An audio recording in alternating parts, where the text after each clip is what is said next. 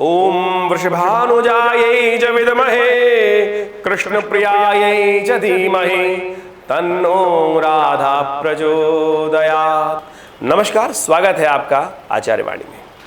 जो गायत्री मैंने अभी कही, ये राधा गायत्री कही जाती है जीवन में प्रेम का उदय करने के लिए। कई बार क्या होता है, मन में बहुत प्रकार की घृणाएं उत्पन्न हो जाती हैं और उसके कारण से संसार से विरक्त भाव उत्पन्न हो जाता है। हर एक के प्रति मन में ईर्ष्या उत्पन्न हो जाती है।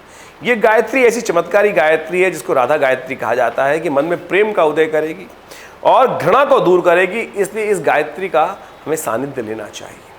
आज हम उपस्थित हैं आपके समक्ष इस अपने आचार्य वाणी चैनल के माध्यम से सिंह राशि वालों के लिए जो जून का पहला पखवाड़ा है वो क्या कुछ लेके आया है आपके लिए।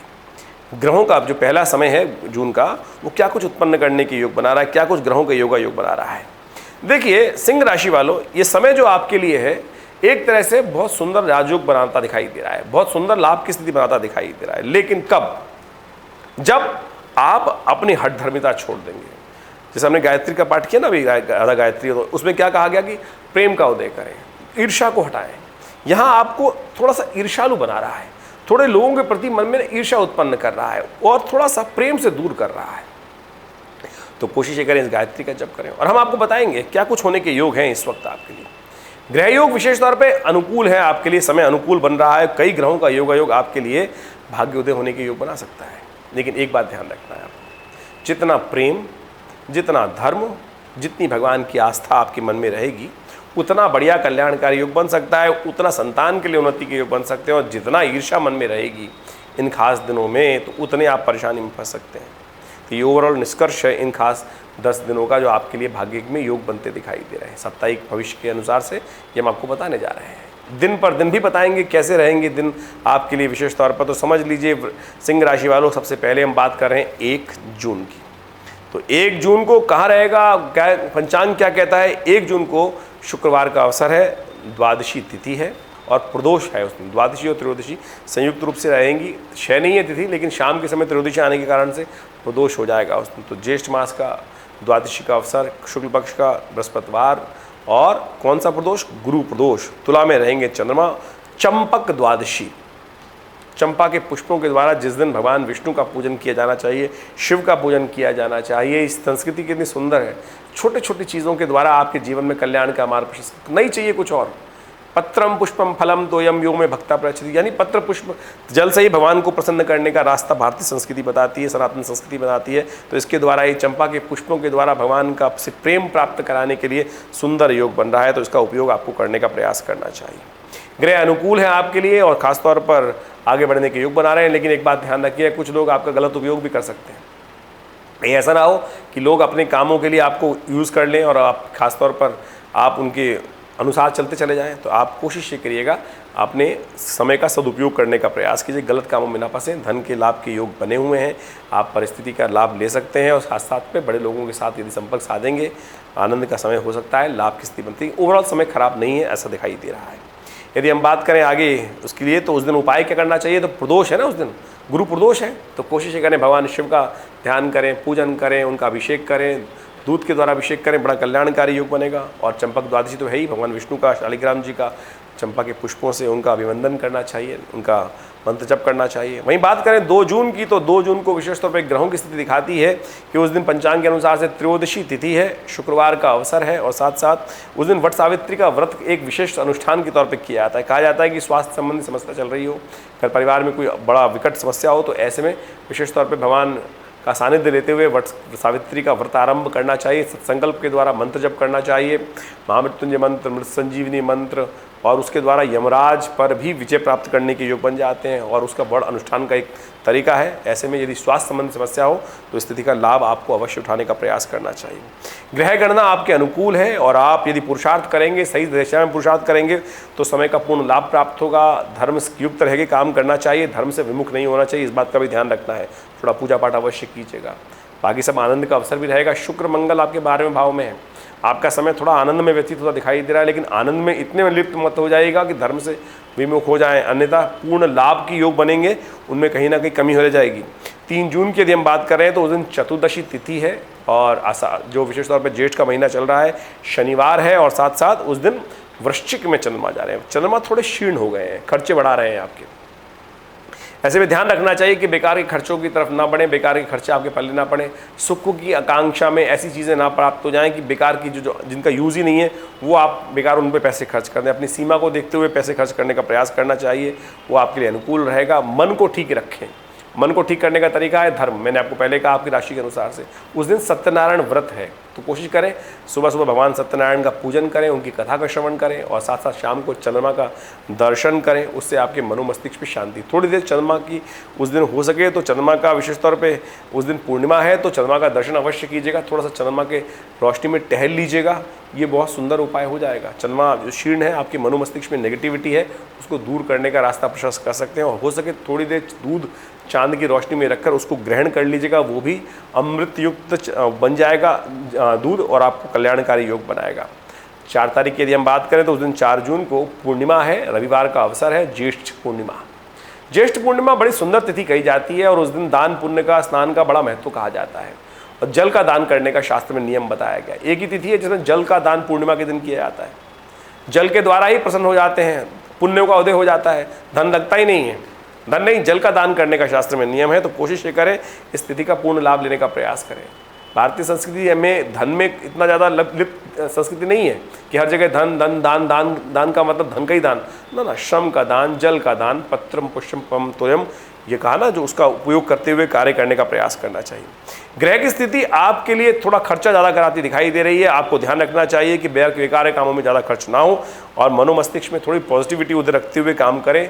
चंद्रमा भी कमज़ोर है और साथ साथ मंगल भी कमज़ोर चल रहा है।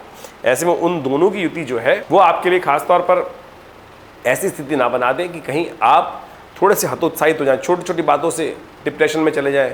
उनको हटाइए, उन स्थिति को हटाते हुए काम करें। सुबह सुबह भगवान सूर्य का दर्शन करें और सूर्योदय से पहले उठें और भगवान सूर्य का थोड़ा सा एक चांदी की कटोरी में या स्टील की कटोरी में दूध लेकर थोड़ा जल मिलाकर भगवान सूर्य को उनका अर्घ दें और उसके बाद देखिएगा कल्याण के योग बनेंगे। वहाँ से थोड़ी सी मिट्टी उठा के जल को अपने माथे पर लगा लीजिएगा, उनके आशीर्वाद से समस्त कष्ट दूर होने के योग बनेंगे। अब हम बात कर लेते हैं 5 जून की। 5 जून को विशेष तौर पे समझें, उस दिन विशेष तौर पे सोमवार का अवसर है और आषाढ़ का महीना आरंभ हो रहा है। आषाढ़ मास का प्रतिपदा है और उस दिन विशेष तौर पे ग्रहों का परिवर्तन हो रहा है और ये परिवर्तन आपके चंद्रमा पंचम भाव में जाएंगे, बृहस्पति के साथ सुंदर योग बनाएंगे और ये आपके लाभ की स्थिति उत्पन्न कर सकते हैं। और विशेष तौर पे आपके विचारों के द्वारा, बुद्धि के द्वारा, ज्ञान के द्वारा कुछ पॉजिटिव चेंजेस आने के योग बनते दिखाई दे रहे हैं। लेकिन एक बात का ध्यान रखिएगा, उस दिन क्षय तिथि है। प्रतिपदा और द्वितीया दोनों एक साथ हो गई हैं, द्वितीया क्षय हो गई है, तो नया कार्य आरंभ करने के लिए समय अनुकूल नहीं है। वहीं हम बात करें 7 तारीख की तो 6 तारीख की, तो 6 तारीख को मंगलवार है, तृतीया तिथि है और साथ साथ भद्रा है। उस दिन भद्रा रहेगी दोपहर के बाद 2:20 से लेकर मध्यरात्रि तक। तो नया कार्य आरंभ करने के लिए समय अनुकूल नहीं रहेगा और इस बात का ध्यान रखना चाहिए कि नई चीज़ें, नए वस्त्र, नई गाड़ी, नया चीज़ें लेने के लिए ये समय अनुकूल नहीं रहेगा। वो अनिष्टकारी योग बन सकता है आपके लिए, तो उन सब चीज़ों से बचने का प्रयास करना चाहिए। बृहस्पति महाराज आपके लिए चंद्रमा के साथ बहुत सुंदर योग बना रहे हैं। आपकी आमदनी के लिए, आपकी बुद्धि के द्वारा बहुत सा अच्छा नया रास्ता आप बना सकते हैं और उसका उपयोग आपको अवश्य पूरी तरह से लेने का प्रयास करना चाहिए। अपनी हिम्मत ना टूटने दें, कोशिश करें पॉजिटिव चेंजेस जो विचार आ रहे हैं, चंद्रमा बहुत सुंदर बृहस्पति के साथ योग बना रहा है, विचारों का लाभ लेते हुए काम करें। थोड़ा सा एडवाइस उपयुक्त व्यक्ति से लेते हुए काम करें, विचार पहले करें और उसके बाद कार्य करने का प्रयास करें। कुछ बोले भी बाद में, पहले विचार कर लें, फिर आपके लिए कल्याणकारी योग बनेगा। अब हम बात कर लेते हैं विशेष तौर पर आगे बुधवार के लिए। चतुर्थी 7 जून को बुधवार है और उस दिन साथ साथ चतुर्थी तिथि की बढ़ रही है। चतुर्थी तिथि और बुधवार, देखिए गणेश जी का तिथि और गणेश जी का दिन, ये बहुत सुंदर तिथि है। समस्त विघ्नों को दूर करने का समय है। ऐसे में जब चंद्रमा परिवर्तन की तरफ जाएंगे, सुबह सुबह मकर राशि में प्रवेश करेंगे और मकर राशि में चंद्रमा जाएंगे तो आपके 6ठे भाव में जाएंगे, वो आपके लिए थोड़ा सा रोग कारक योग बना सकते हैं। थोड़े से अननेसेसरी क्लैशेस उत्पन्न कर सकते हैं, मन में नेगेटिविटी ला सकते हैं। तो ये आपके लिए, क्योंकि मंगल के सामने देखेंगे, थोड़ी सी तामसिक प्रवृत्ति उदय कर सकते हैं, थोड़ा सा व्यभिचार की तरफ मन में विचार उत्पन्न कर सकते हैं। तो ऐसे में आपको गणेश का ध्यान सुबह सुबह करने का प्रयास करना चाहिए।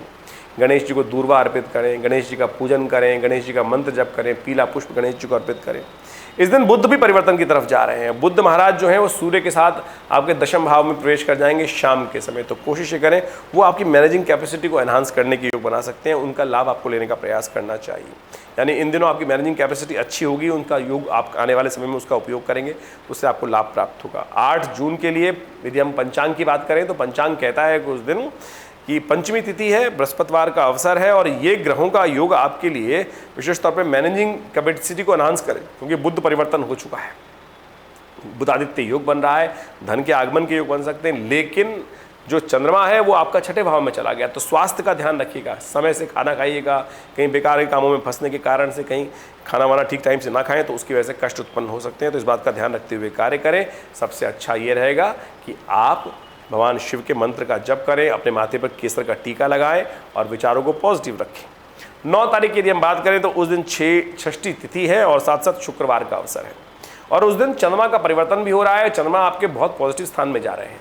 चंद्रमा का पॉजिटिव परिवर्तन आपके लिए ऐसा रहेगा कि खासतौर पर आपके लिए विचारों में आपके मन को और अंतःकरण को एक करेगा। शनि के साथ चंद्रमा का योग बन जाएगा और ये योग विशेष तौर पर आपके लिए इंट्यूशन का काम कर सकता है। बहुत सारे विचार नए मन में उत्पन्न हो सकते हैं और वो आपके लिए कुछ अच्छे रास्ते बना सकते हैं, उनका उपयोग आपको करने का प्रयास करना चाहिए। ऐसे में गौ सेवा करें, गौ के निमित्त हो सके तो थोड़ा सा गाय के दूध का भी सेवन कर लीजिए, गाय के दूध से खीर बनाकर सेवन कर लीजिए, भगवान का भोग लगाकर, भगवान कृष्ण को भोग लगाकर फिर उनका सेवन करें, वो आपके लिए पॉजिटिव रहेगा। 10 तारीख की यदि हम बात करें तो 10 जून को विशेष तौर पे ग्रहों का योग दिखाता है कि उस दिन शनिवार है और साथ में सप्तमी तिथि है और कालरात्रि है। उस दिन कालरात्रि का पूजन किया जाता है, कालरात्रि अष्टमी है उस दिन। तो ग्रहों का योग आपके लिए वो पॉजिटिव योग बना रहा है। आपकी कई रास्ते पॉजिटिव हो सकते हैं और साथ साथ आपके विचारों के द्वारा बहुत से अच्छे पॉजिटिव चेंजेस आपको लाने के प्रयास करने चाहिए। ऐसे में समय आपके अनुकूल रहेगा, भाग्य से साथ मिलेगा और बड़े लोगों का साथ मिल सकता है। इसलिए कोशिश ये करें आप उस दिन उपाय के तौर पर शनि के मंत्र का जप करें, आलस्य त्याग दें, ओम प्रांग प्रींग प्रोंग से शनिश्चराय नमः इस मंत्र का जप करें, हनुमान चालीसा का पाठ करें। समय आपके अनुकूल होगा, लाभ आपको मिलेगा। धन्यवाद।